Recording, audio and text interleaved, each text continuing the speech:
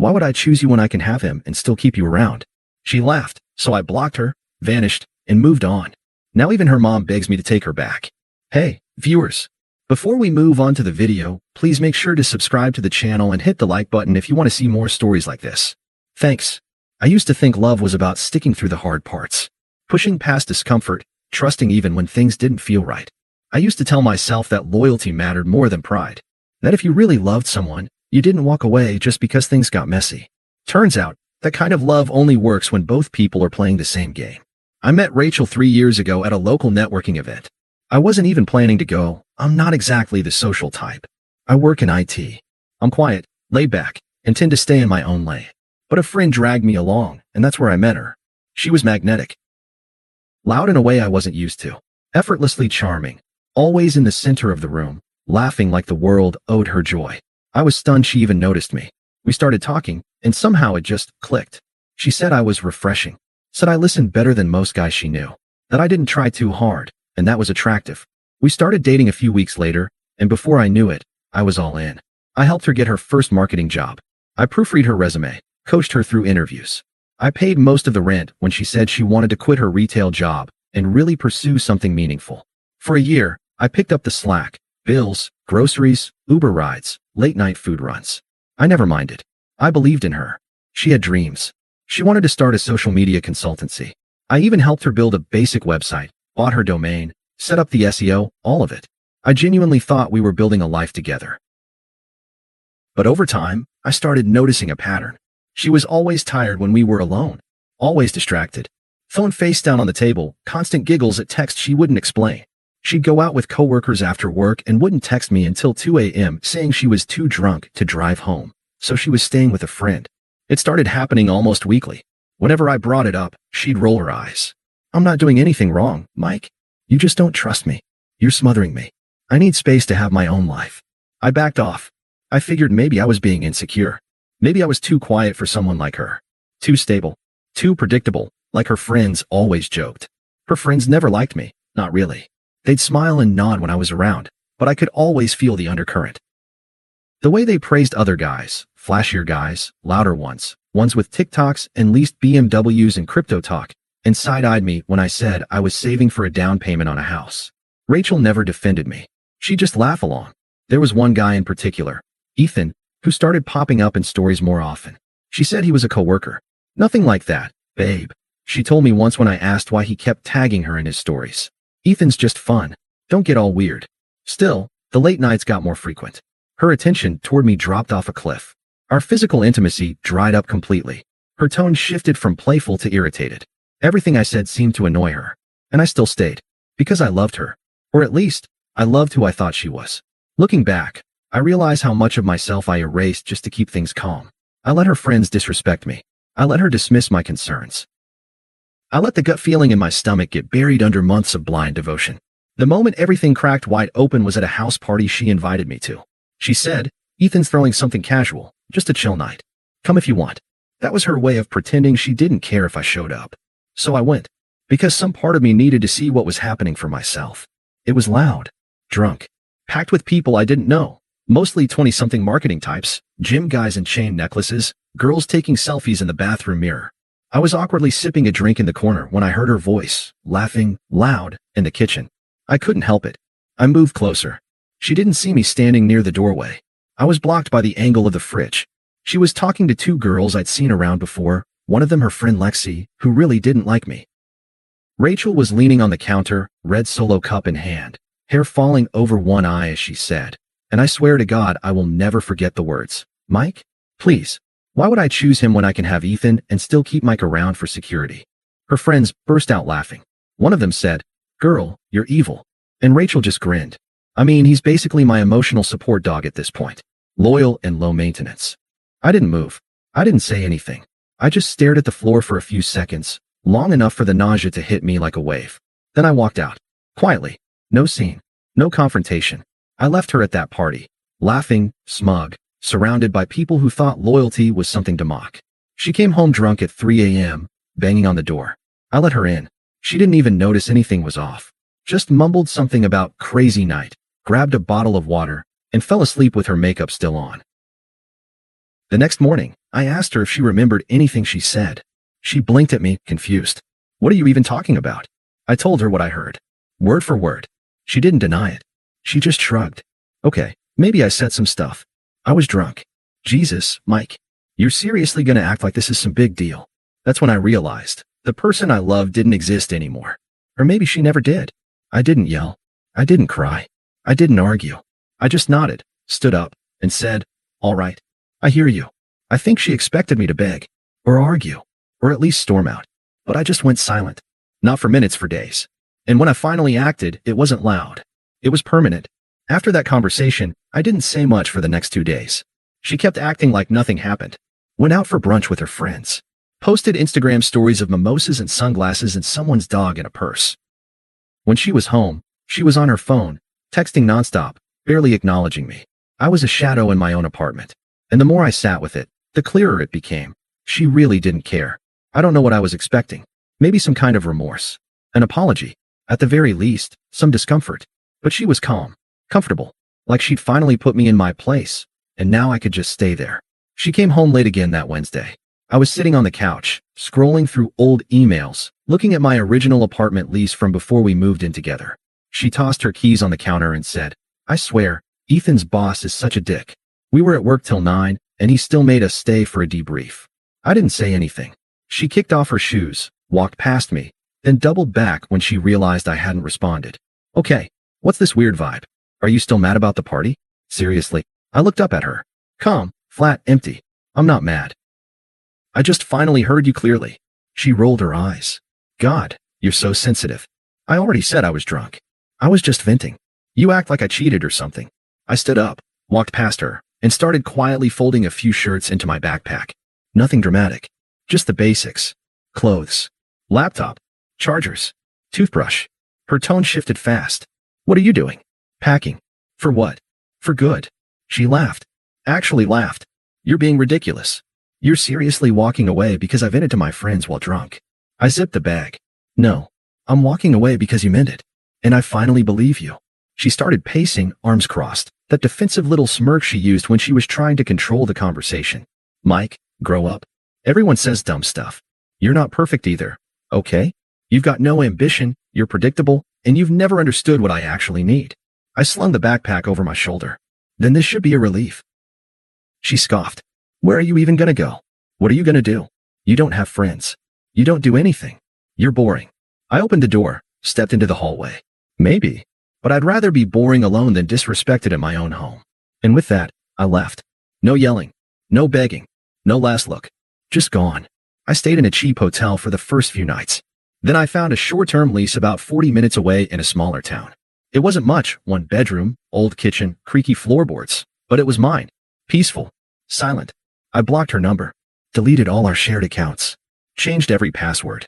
Removed myself from the lease. Called the landlord and told him I'd forfeit the deposit. I didn't care. I just wanted clean lines. She didn't contact me right away. I think she thought I'd come crawling back. A week passed. Then 2. Then the text started. New number. Mike, this is childish. We need to talk. Blocked. Then a different number. I didn't cheat. You're making up stuff in your head. At least be an adult and talk to me. Blocked again. The messages kept coming, random bursts of sweetness, then guilt tripping, then sarcasm. I never responded. Not once. Silence was the only thing I had left, and it felt more powerful than anything I could have said. I started going to the gym. Not for revenge. Not to show her. Just because I needed something to do with all that energy that used to go into loving someone who didn't care. I reconnected with my brother. Took on extra freelance projects. I stopped trying to fix things that weren't mine to fix.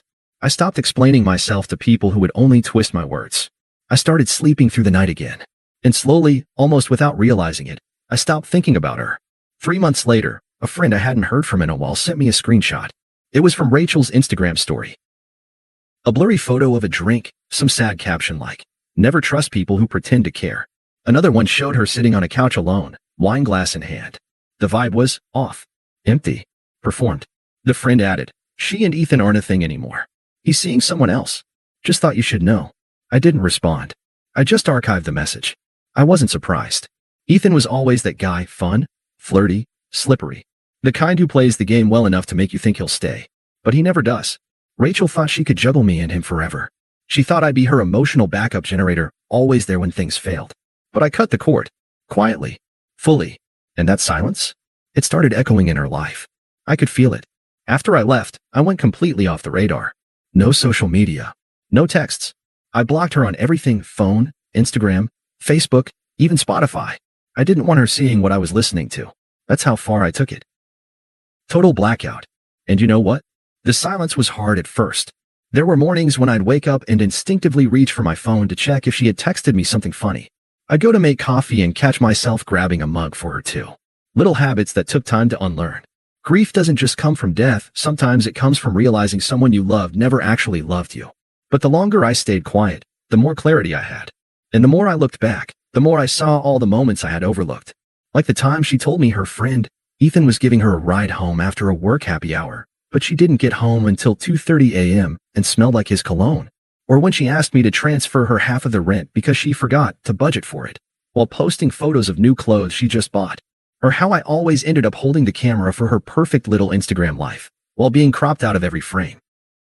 I poured myself into healing. No rebounds. No glow up to post online. Just slow, steady work. Gym 3 times a week. More hours at work. Long walks. Podcasts about accountability. Journaling. Real journaling. The kind where you have to admit hard things like, I let someone walk over me because I was scared to be alone. Eventually, I stopped looking at the door. Stopped wondering if she'd change. I wasn't angry anymore. I was just done. That's when karma caught up with her. It started small. A few texts from mutual friends checking in. Not Rachel's crew. They'd gone quiet after I left, probably embarrassed or unsure what to say. But people who knew both of us, people who'd seen us at birthdays and barbecues. Casual acquaintances. Hey, man. Weird question. Is everything okay with Rachel? She's been posting some kinda messy stuff lately. Then came the messages I didn't expect. So, I don't know if you heard, but Ethan dumped her. Apparently, he was seeing 2 other girls the whole time. Her job situation's not great either. She got written up for something at work. They might be phasing her out. I didn't ask for details. I didn't need them. The picture painted itself. One day, I checked my email and saw an unfamiliar address. No name. Just a subject line. Please read this. I clicked it. It was from her. The email was long, rambling, disjointed, half apology, half guilt trip. She wrote about how she got caught up in stupid stuff, and how I always made her feel safe, and how she didn't realize what she had until it was gone. She wrote, I miss how calm you were, how you never yelled, never played games. I don't know why I pushed that away. I'm not proud of what I did. And then, the kicker, Ethan was never serious about me. I thought I was choosing excitement, but he treated me like an option. I was wrong. I see that now. Can we please talk? I didn't reply. The next day, another number started texting me. Mike, I just want to talk. Just for closure. You don't even have to say anything. I just need to hear your voice. Blocked. 2 weeks later, another message. This time angrier. So that's it? You just erase people from your life like they never existed?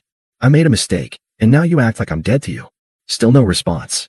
Then came the voicemails. The first one was quiet. She sounded tired. Maybe crying. I know I hurt you. I don't expect you to forgive me, but please don't hate me. I hate myself enough for both of us. The next one, 2 days later, was bitter. You're being so cold. I thought you were supposed to be the good guy. Guess not.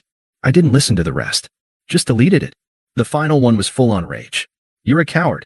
You're pathetic. You think ignoring me makes you better than me? You were boring and I settled for you, and now you're acting like you're above me? F***KU, Mike. That one told me everything I needed to know. There was never remorse. Just regret that I wasn't still available to absorb her chaos. Then something happened I really didn't expect. Her mother called me. When Rachel's number showed up on my phone again, I blocked it like the rest. But then, I got a call from a number I did recognize, her mom's. I stared at the screen for a second. I hadn't spoken to her since the time Rachel asked me to help her set up a surprise birthday dinner. Back when her mom used to call me the only real man she ever brought around. I let it go to voicemail. Hi, Mike. I know this is probably awkward, but Rachel's not doing well. I'm not trying to guilt you. She's hurting. And I think she regrets how things went. She talks about you all the time. Could you maybe talk to her? Even just once? I didn't call back. A few days later, her friend Lexi texted me. Lexi, the same girl who laughed when Rachel called me an emotional support dog. The same girl who once said I had accountant energy. Hey Mike, I know we didn't really talk much back then, but Ratch is in a rough place. I think she finally gets it. You were good to her. We all see it now. Just thought you should know. I wanted to reply. Now you see it? But I didn't. I blocked her instead. That opened the floodgates. One of Rachel's old coworkers DM'd me on Instagram. You don't know me, but I worked with Rachel. She talks about you like you're the one who got away. Not trying to overstep, but she's been different lately. Quieter. More grounded. Maybe she's finally grown up. And then Rachel tried again. Another new number. Another long message. You don't even have to forgive me. I just want to sit down and tell you what really happened. What I was going through. Please, Mike. I need you to hear it from me. She started showing up on my suggested accounts again. I blocked her, but she kept making new profiles. Always some slight variation of her name. Rachel__X. Rachel.new. Rachel__. Each one posting vague quotes like, sometimes we don't realize what matters until we've destroyed it. The right person, wrong timing. The worst heartbreak of all. She was performing grief like it was art. Then one day, she showed up. At my apartment. I heard the buzzer go off and checked the camera feed. It was her standing there in a hoodie, no makeup, hair tied back. She looked small. Tired. I didn't answer. She buzzed again. And again. I watched the screen and didn't move. Eventually, she gave up. I heard the building door close. Later that night, I saw a piece of paper slid under my door. It was a letter. Handwritten. Messy. The ink smudged in some spots. You always saw the good in me, even when I didn't. I took that for granted. I was selfish, scared, and stupid. I thought Ethan would make me feel alive. He made me feel disposable. I know I don't deserve a second chance, but I'd give anything to be in the same room with you again, even just as a friend. I folded it neatly, put it in a drawer, and never touched it again. Her final message came 3 days later. A voicemail. Her voice was raw. No filters. No act. I can't believe you're doing this. I was there for you when you were broke and weird and quiet. I made you cool. I introduced you to people. And now you act like you never knew me? You think you're better than me now? You were never better, Mike. You were just safe. Click. That was the last time I heard her voice. 1 year later, I ran into her. It was at a friend's engagement party. One of those weird mutuals who somehow stayed in both our lives. I wasn't going to go, but my girlfriend convinced me. Yeah, girlfriend. Real, stable, honest. A nurse. No games. No ego. Just kindness. We walked into the venue, and it was like something out of a movie. Rachel was by the drinks table, sipping something red and sugary, looking around like she was searching for someone to notice her. She did a double take when she saw me. Her mouth fell open for just a second, and then she plastered on that fake little smile I used to fall for. Mike, wow, you look different. I nodded politely. My girlfriend slid her hand into mine. Hey, I said, cool, calm. Didn't expect to see you here. She glanced at my girlfriend, then back at me. So, how have you been? Good. Really good. There was a pause. She was scanning me like she didn't understand what she was looking at. You look happy, she said quietly. I am. She forced a laugh, trying to lighten the air. Remember when we used to talk about getting married one day? Crazy, right? I smiled. Not at the memory, at how far I'd come from that version of myself. Yeah, I remember. I also remember you saying you didn't need to choose between me and someone else. That you could have him and keep me around. For security. Her smile faltered. Mike, I was drunk. I was stupid. You know I didn't mean you did. And that's okay. You made your choice. I'm just not the man you thought I was. Not anymore. She looked like she wanted to cry. Or scream. Or both. Can we maybe talk? Just the two of us. Catch up. Start over. I shook my head gently. There's nothing to start. That version of me, the one who waited around for scraps, the one who let your friends mock him, the one who kept giving even when you stopped caring, he doesn't exist anymore. She swallowed. Looked away. You're really not ever going to forgive me, are you? I shrugged. It's not about forgiveness. It's about peace. And I have it now. You don't. I turned and walked away. My girlfriend met me near the dance floor, wrapping her arms around my shoulder. As we laughed and swayed to the music, I glanced back once. Rachel stood alone by the drink table. Just like she used to leave me. Only now, no one was coming to pick her up. Thanks for watching. Make sure to subscribe to the channel and hit the like button.